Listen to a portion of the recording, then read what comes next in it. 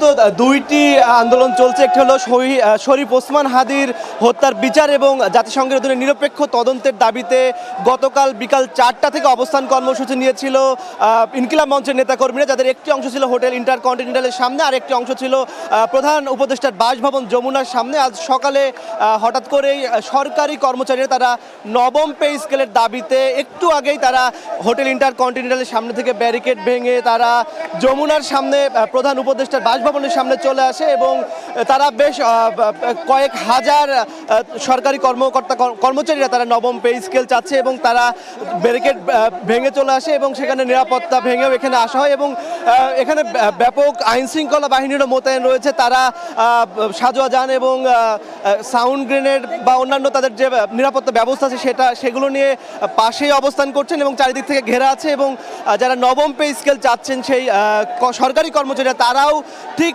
প্রধান উপদেষ্টার বাসভবনের এখানেই অবস্থান করছেন। আর ইনকিলাব মঞ্চের আরেকটি গ্রুপ, যেটি ইনকিলাব মঞ্চের সদস্য সচিব আব্দুল্লাহ জাবেরের নেতৃত্বে আরেকটি অংশ, তারাও ইনকিলাব মঞ্চের তারা অবস্থান করছে যমুনার সামনে। সেখানে তারা 10 থেকে 12 জন মতো নেতাকর্মী রয়েছেন এবং এখানে কর্মচারীরা যারা আছেন নবম পে স্কেলের দাবি তাদের একটা বিরাট বড় অংশ এখানে রয়েছে। গণজমায়েত আপনারা দেখতে পাচ্ছেন প্রধান উপদেষ্টার বাসভবনে পুরোটা সড়ক জুড়ে রমনা পার্কের উল্টো দিক থেকে এবং ইন্টারকন্টিনেন্টাল থেকে যমুনা পর্যন্ত যে সড়ক পুরোটা সড়ক জুড়েই এখানে সরকারি কর্মচারীরা আছে, তারা নবম পে স্কেল চাচ্ছেন। আমরা তাদের সাথে যদি একটু কথা বলি যে তারা কোন দাবিতে এখানে এসেছে। আমাদের বৈষম্যমূলক বেতন কাঠামো পরিবর্তন চাই, পে স্কেল চাই। এটা পূর্ব নির্ধারিত কর্মসূচি ছিল।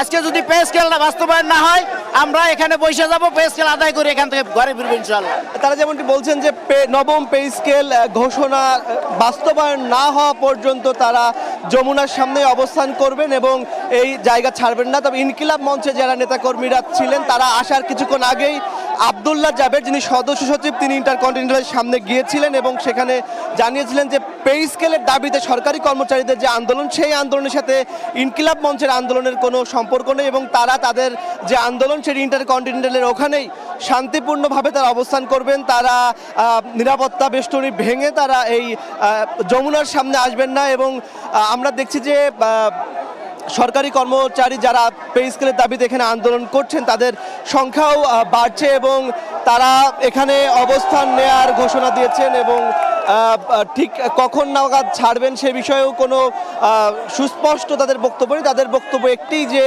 যতক্ষণ পর্যন্ত না নবম পে স্কেলের ঘোষণা সরকারের পক্ষ থেকে দেয়া হবে তার আগে তারা এই অবস্থান ছাড়বেন না। আমরা যদি আরেকজন যিনি আন্দোলনকারী আছেন তার সাথে কথা বল।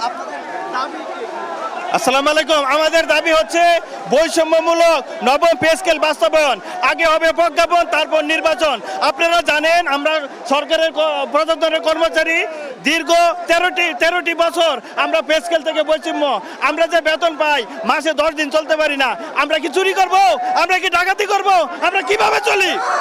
আপনাদের মাধ্যমে সারা বাংলাদেশকে আমরা জানাতে চাই পে স্কেল না নিয়ে আমরা আজকে যাব না। ধন্যবাদ সবাইকে। আমরা দেখছি আইন শৃঙ্খলা বাহিনীর সদস্যরা তারাও ইতিমধ্যে যে অবস্থান কর্মসূচি তার ভিতর দিয়ে তারাও এখানে প্রবেশ করছেন এবং আইন শৃঙ্খলা বাহিনীরও এখানে শক্ত অবস্থান রয়েছে এবং তারাও তাদের নিরাপত্তা প্রস্তুতি নিয়েছেন। আমরা যদি একটু যমুনার দিকটাতে দেখো, অর্থাৎ প্রধান উপদেষ্টা যে বাসভবন, সেখানে আমরা ঠিক মিছিলের অপর পাশেই সেখানে আমরা দেখছি সেখানে সেনাবাহিনী, বিজিবি এবং এপিবিএন সদস্যরা আছে, পুলিশ সদস্যরা আছে, তারাও সেখানে শক্ত অবস্থান রয়েছে। যে কোনো অপ্রীতিকর অবস্থা এড়াতে তাদের পক্ষ থেকে করণীয় কি হতে পারে সেটি এখনও আমরা পুলিশের যারা এখানে দায়িত্বরত কর্মকর্তা রয়েছে তাদের সাথে আমরা কথা বলার সুযোগ পাইনি, কেননা এই পুরো সড়কটি জুড়েই যারা আন্দোলনরত আছেন তারা অবস্থান নিয়েছেন এবং রাস্তার অপর পাশে যাওয়া এখন আমাদের পক্ষে সম্ভব হয়নি। সুতরাং আইন শৃঙ্খলা বাহিনী যারা আছেন তারা এখানে প্রধান উপদেষ্টার বাসভবনে নিরাপত্তা জোরদার করতে কি ব্যবস্থা নেবেন সেটি আমরা হয়তো কথা বলে তারপর আরও সঠিক তথ্যটি জানাতে পারবে। এবং এখানে যারা অবস্থান কর্মসূচি নিয়েছেন তাদের যদি আপনাদের যদি দাবি আদায় না করলে আমরা এখানে বসে থাকবো যাবতীয় এখানে নিরাপত্তার কোনো কাজ করব না আমরা নিরাপত্তা না আমরা কোনো শৃঙ্খল করতেছি না। দেখেন আমরা সরকারের কোনো বিপক্ষে না, আমরা পক্ষে। আমরা চাই শুধুমাত্র আমাদের পেটের দায় শুধু চাই। আপনারা তো সবসময় নিউজ করেন 20-30 হাজার টাকা, আপনারা তোলে আসেন দেখেন কোথায় 20-30 হাজার টাকা। আমাদের শুধু 15 হাজার টাকা পাই প্রথম।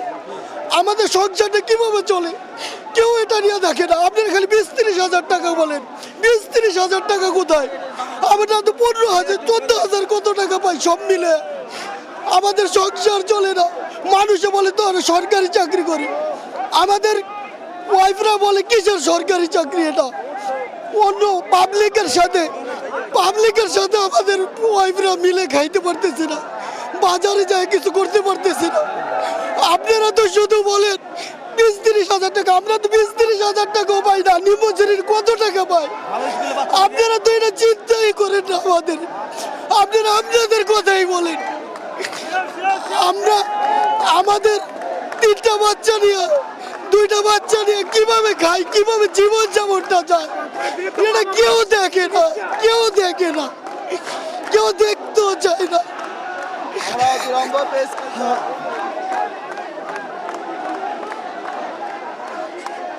আমরা শুনছিলাম এখানে একজন আন্দোলনকারী সরকারি কর্মচারী যিনি কান্নায় ভেঙে পড়লেন এবং তিনি নবম পে স্কেলের দাবিতে তাদের যে শক্ত কর্মসূচি সে বিষয়েও জানালেন যে এই কর্মসূচি এখানে চলবে। আমরা একটু রাস্তার ওই পাশে যারা নিরাপত্তা বাহিনীর সদস্যরা আছে, আইন শৃঙ্খলা বাহিনীর সদস্যরা আছেন, আমরা তাদের সাথে কথা বলে আসলে এখানে নিরাপত্তা জোরদার সংক্রান্ত বিষয়ে তারা কি পদক্ষেপ নিতে চায় সেই পরিকল্পনার কথা জানতে চাই। আমরা কিছুক্ষণের মধ্যেই সেখানে যাওয়ার চেষ্টা করছি। আমরা আইন শৃঙ্খলা বাহিনীর সদস্যদের পরিকল্পনা বা প্রস্তুতি কি সেটি এখন শোনার চেষ্টা করব তাদের কাছ থেকে।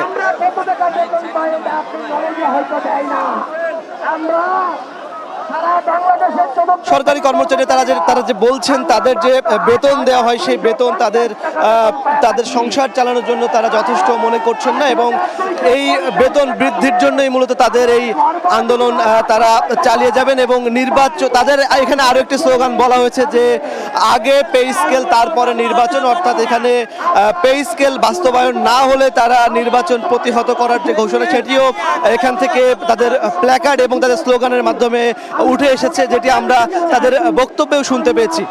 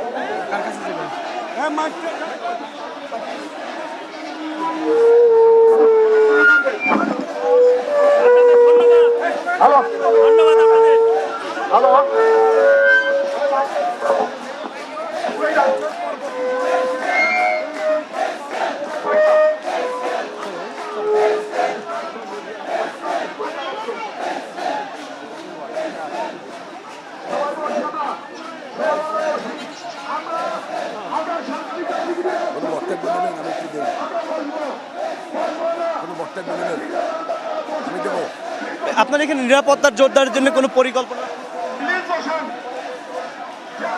আমরা এখানে দায়িত্বপ্রাপ্ত একজন পুলিশ কর্মকর্তার সাথে কথা বলার চেষ্টা করলাম, কিন্তু আরও কয়েকজনের সাথেই কথা বলার চেষ্টা করেছি। আসলে নিরাপত্তা নিশ্চিতের জন্য বা এখানে এই কর্মসূচি কেন্দ্র করে পরিকল্পনা কি বা কী করতে চায় আইন শৃঙ্খলা বাহিনীর পক্ষ থেকে এখনও কিছুই জানানো হয়নি। তবে যেটি বোঝা যাচ্ছে এখানে আইন শৃঙ্খলা বাহিনীর শক্ত অবস্থান রয়েছে এবং যে কোনো পরিস্থিতির জন্য তারা এখনও প্রস্তুত রয়েছেন এবং যেমনটি আন্দোলনকারীদের সংখ্যা রয়েছে তেমন আস্তে আস্তে আইন শৃঙ্খলা বাহিনীর সংখ্যাও এখানে বৃদ্ধি করা হচ্ছে এবং শেষমেশ আসলে এই অবস্থান কর্মসূচি এবং সামগ্রিক নিরাপত্তা পরিবেশ কোথায় গিয়ে দাঁড়ায় সেটি এখন আসলে অনুমান করাও কঠিন এবং আমাদের পক্ষে সে বিষয়ে মন্তব্য করাও বেশ দুরূহ বিষয়। তবে সেটি সময় বলে দেবে এই আন্দোলনের পরিস্থিতি কেমন হবে এবং আইনশৃঙ্খলা বাহিনী সেই পরিস্থিতি অনুযায়ী কী ব্যবস্থা নেবেন। ঠিক এদিকে তারা যারা আন্দোলনকারী রয়েছেন তারা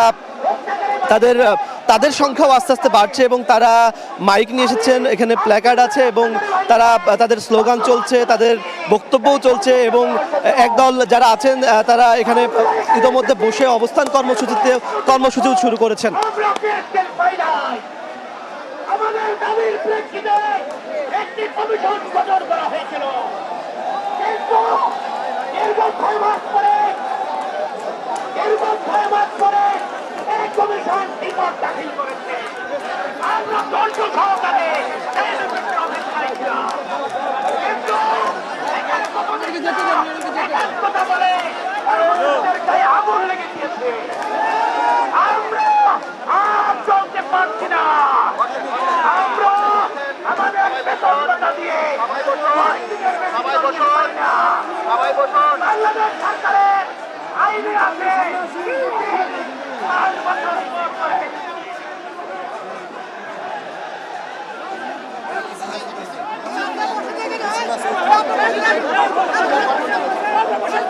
বাংলাদেশ সরকার এই আন্দোলন ছিন্ন হবেন না।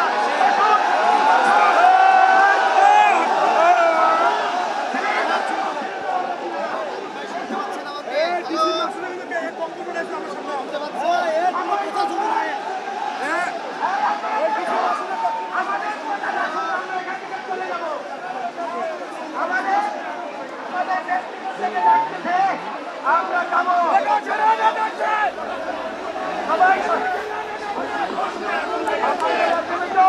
আমরা রাষ্ট্রীয় অতিথি ভবন যমুনার আশেপাশে বিক্ষোভকারীদের বিক্ষোভ, যমুনার সামনেই আমরা দেখতে পাচ্ছি যে বিক্ষোভকারীরা সমবেত হয়েছেন নবম পে স্কেলের দাবিতে। সরকারি কর্মচারীদের আসলে এই বিক্ষোভ কর্মসূচি, আমরা কিছু প্রত্যক্ষদর্শী যারা ছিলেন আমাদের সহকর্মীরা তাদের সাথে কথা বলেছেন। তারা আসলে জানিয়েছেন যে অন্তর্বর্তীকালীন সরকার এই পে স্কেল ঘোষণা করেছে, বাস্তবায়ন আসলে তাদের করতে হবে। সামনে আসলে আসন্ন নির্বাচন, এই নির্বাচনের আগে এহেন বিক্ষোভ কর্মসূচি আসলে অন্তর্বর্তীকালীন সরকারের উপরে কতটুকু চাপ সৃষ্টি করবে সেটিও দেখার বিষয়। আর জনসংখ্যা যেরকম দেখা যাচ্ছে যে গণজমায়েত হয়েছে, বোঝা যাচ্ছে যে সারা বাংলাদেশেরই যারা কর্মীরা রয়েছেন সরকারি কর্মচারী তারা নবম পে স্কেল বাস্তবায়নের দাবিতেই আসলে এখানে এসেছেন এবং অনেকের সাথে কথা বলে জানা গেছে তারা তাদের মতামত জানিয়েছেন যে এই পে স্কেল বাস্তবায়ন করেই তারা সেখান থেকে ফিরবেন। এই মুহূর্তে আইনশৃঙ্খলা বাহিনীরও সরব উপস্থিতি দেখা যাচ্ছে। এর আগে আমাদের আরেক সহকর্মী HM ইমরান তিনিও শাহবাগ থেকে জানাচ্ছিলেন এই পরিস্থিতির কথা। সাপ্তাহিক ছুটির দিনে দেখা যাচ্ছে যে বেশ গণজমায়েত দেখা গেছে এই রাষ্ট্রীয় অতিথি ভবন যমুনার সামনে এবং এই সরকারি কর্মচারীদের যে বিক্ষোভটি আছে সেটি চলমান রয়েছে। কথা বলার চেষ্টা করছেন এবং পরিস্থিতি শান্ত করার চেষ্টা করছেন। আমরা লুৎফর সাহেব সবার সাথে কথা হয়েছে। এটা একটা খুবই সেনসিটিভ জায়গা। 144 জারি করা সরকারি কর্মকর্তা হিসেবে আমরা এটা কখনোই করতে পারি না, আইন আমরা ভাঙতে পারি না। আপনাদের যে দাবি যে বিষয়গুলো আছে এটা আমি কালকেও বলেছি, আজকেও সকালে বলেছি যে আপনাদের নিয়ে আমি কথা বলার ব্যবস্থা করে দেবো, আপনি সকলে বলবেন।